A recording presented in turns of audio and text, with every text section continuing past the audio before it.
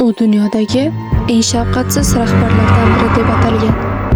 Ammo nega ayrimlar uni hali hamon qahramon deb biladi?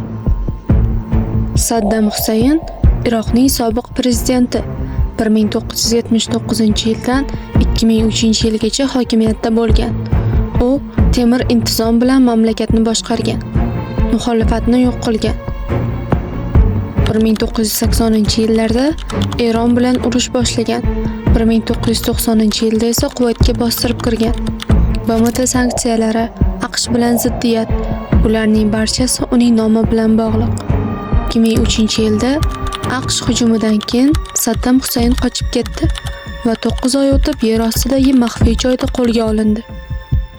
Uning sud jarayoni esa butun dunyoni larzaga soldi. Ba'zilar uni zolim deb ataydi, boshqalar esa mustaqillik ramzi sifatida ko'radi. Ammo bir narsa aniq, Saddam Husayn tarixda iz qoldirgan shaxs. Nima deb o'ylaysiz? Hozir Saddam Husayn tirik bo'lganda Iroq boshqacha bo'larmidi? Fikrlaringizni izohlarda yozib qoldiring. Shu kabi qiziqarli ma'lumotlarni bilish uchun kanalimizga obuna bo'ling.